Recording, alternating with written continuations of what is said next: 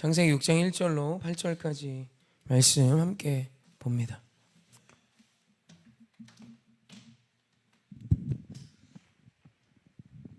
제가 한 절, 우리 사랑하는 성도님 한 절 교독합시다. 사람이 땅 위에 번성하기 시작할 때에 그들에게서 딸들이 나니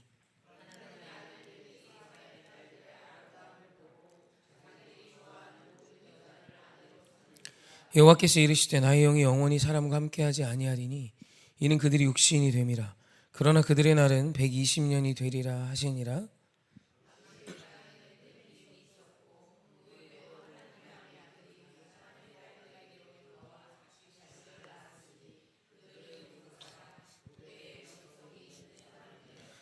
여호와께서 사람의 죄악이 세상에 가득함과 그의 마음으로 생각하는 모든 계획이 항상 악할 뿐임을 보시고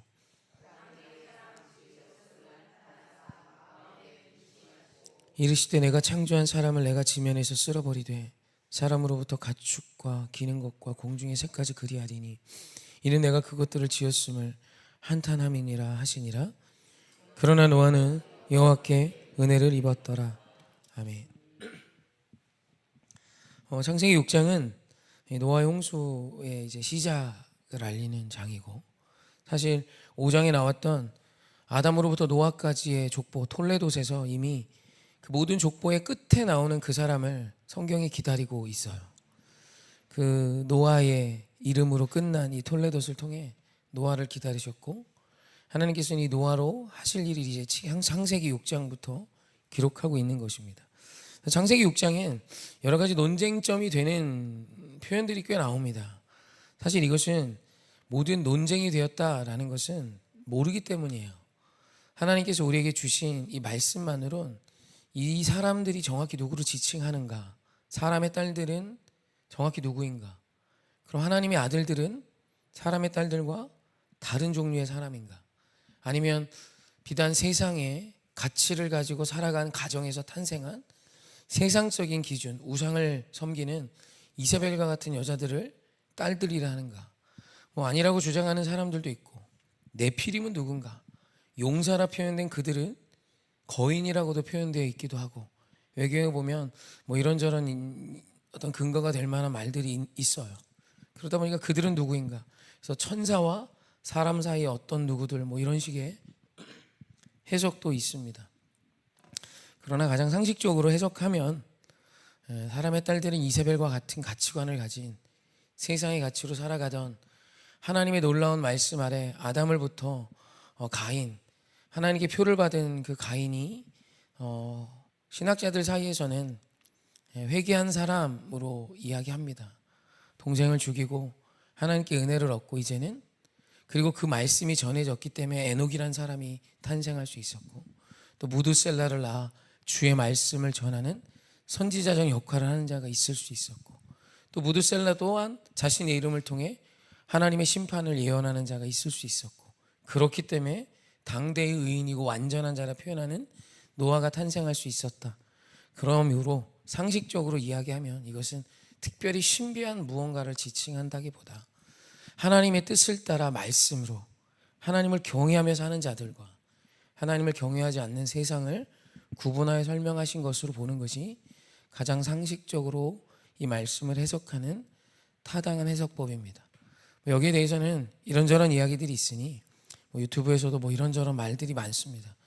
너무 비상식적인 SF 만화 같은 이야기들을 너무 신봉치 마시고, 물론 그런 주장을 하기도 합니다만, 그런 것들로 하나님의 말씀을 막 신비하고 이해하기 어려운 뭔가 이런 식으로 보기 이전에 사실 가장 중요한 건 하나님이 인간에게 주신 아주 중요한 건 이성이죠. 이성적인 판단, 상식적인 기준 안에 가장 많은 신학자들이 주장하는 전통적인 해석을 바탕으로 보시길 추천합니다. 그리고 이제 오늘 중요한 건 8절입니다. 우리 8절 말씀만 한번 같이 합독했으면 좋겠어요. 시작. 그러나 노아는 여호와께 은혜를 입었더라. 아멘. 창세기 6장의 구조는 절망적인 세상, 하나님의 아들들이 사람의 딸들과 결혼하며 세상과 같아졌어요. 그리고 하나님이 한탄하십니다. 5절부터 보면 여호와께서 사람의 죄악이 세상에 가득함과 그 마음으로 생각하는 모든 계획이 항상 악할 뿐임을 보시고, 땅 위에 사람 지으셨음을 한탄하사 마음에 근심하시고 이르시되 내가 창조한 사람을 내가 지면에서 쓸어버리되 사람으로부터 가축과 기는 것과 공중의 새까지 그리하리니 이는 내가 그것들을 지었음을 한탄함이라 하시니라. 세상의 절망적인 상황을 기록합니다. 죄가 너무 가득해요.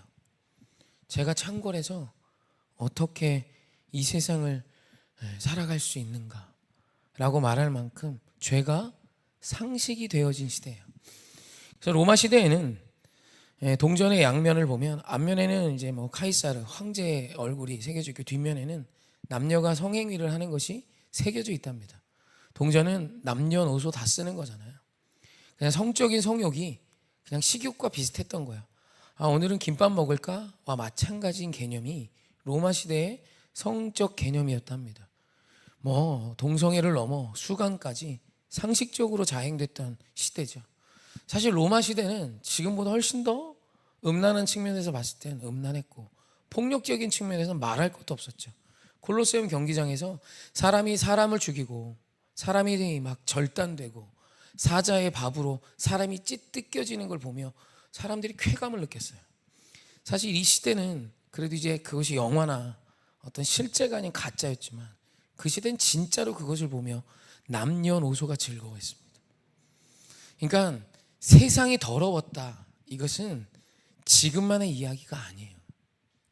3000년 전에도 그랬고 4000년 전에도 그랬고 인간이 살았던 지금 이 말씀을 하시는 이때도 그랬어요. 특별히 지금도 나쁘다가 아니라 인간은 늘 나의 죄성을 가지고 죄의 정점을 찍어가는 삶을 살았다라는 것입니다. 그래서 여러분 이 세상을 너무 두려워하지 마십시오. 예나 지금이나 세상은 그래왔어요. 그런데 중요한 것은 8절에 와야 된다는 거예요. 그러나 세상은 이렇지만 그러나 노아가 있더라. 세상과 다른 세상이 모든 사람들이 살아가는 세상의 가치와 전혀 다른 그러나 노아가 있더라. 여러분 우리가 사모해야 하는 건 하나님이 5절부터 7절까지의 모습이 지금 이 땅의 모습입니다. 무섭습니다가 아니라 하나님 그러나 제가 기도하는 자로 서겠습니다. 그러나 내가 이 시대에 구원의 방주의 역할을 감당할 수 있는 노아와 같은 사람이 되겠습니다. 그러나 이 세대와 다른 이 세상의 가치와 다른 한 사람이 바로 내가 되겠습니다 라고 고백하며 나아가야 한다는 것입니다. 여러분 중요한 건 8절인 거예요. 이 절망에서 끝이 나지 않아요. 성경은 이 절망을 대반전으로 이끌 노아라는 사람이 등장합니다. 여러분 저와 여러분이 그런 사람이 되셨으면 좋겠어요.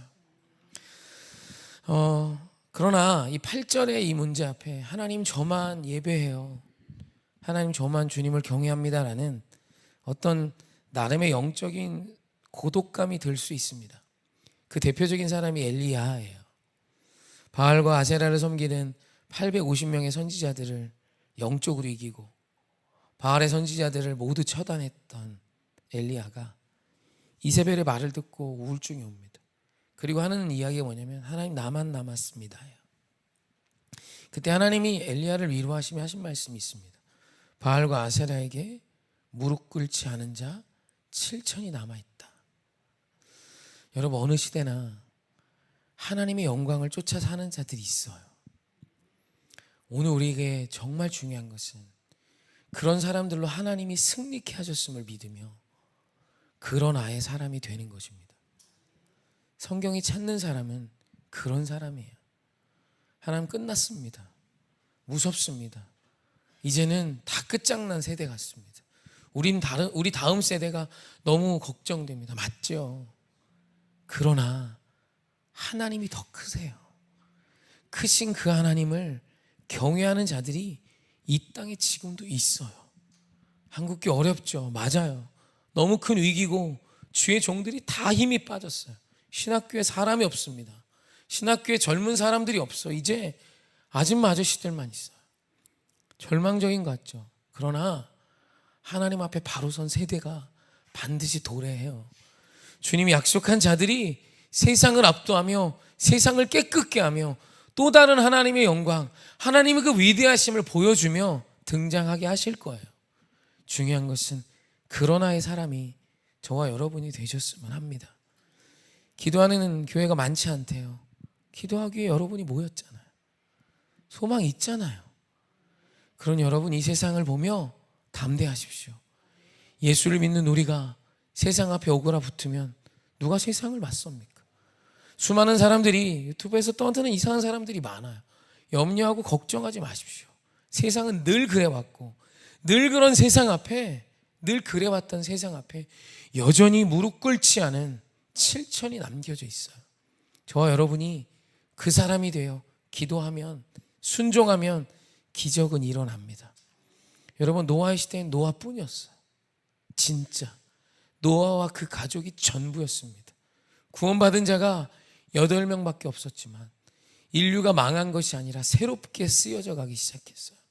그리고 하나님은 아브라함을 선택하셨고, 아브라함과 이삭과 야곱과 요셉을 통하여, 여호수아를 통하여, 수많은 사사들을 통하여, 하나님을 경외하는 다윗을 통하여, 왕들을 통하여, 또 세례 요한을 통하여, 예수 그리스도를 따르는 제자들을 통하여, 초대교회 성도들을 통하여 복음이 계속 전진하게 하셨어요. 그래서 완전히 이방 사람인 저와 여러분도 지금 예수 믿잖아요. 할렐루야. 주의 복음은 승리합니다. 그러나의 사람 하십시다. 세상 모두가 좌절할 때 그러나 하나님 살아계시지. 살아계신 하나님이 내 안에 계시고, 내 안에 계신 그분이 오늘 나의 기도를 통해 일하셔. 그러니 담대하라. 그러니 염려하고 근심하지 말라. 깨어 기도하라. 하나님이 역사하시지. 여러분, 이게 복음이에요. 복음은 여러분을 좌절케 하는 게 아닙니다. 염려케 하는 게 아닙니다. 다시 일어나게 하는 거예요. 내가 기도하고 있어. 아들아, 딸아, 염려하지 마. 죄가 뭐니? 네 삶에 이런 죄가 있으면 너는 죽는 거야. 아니요. 주의 놀라운 복음이 그 아이를, 그 딸을 회복케 함을 믿고 믿음을 선포하십시오. 여러분, 언제나 하나님은 승리해 오셨고 이후로도 승리하십니다. 아니, 이미 이겨 놓으셨고 우리 모두를 구원하실 길을 여셨고, 여전히 주님 앞에 온전히 선 기도의 용사들이 이렇게 나와 기도하고 있지 않습니까? 할렐루야. 우리 소망을 선포하십시다. 우리 한숨을 바꾸시고 그 한숨을 찬양으로 바꿔내실 그 하나님을 기억하십시다. 아멘.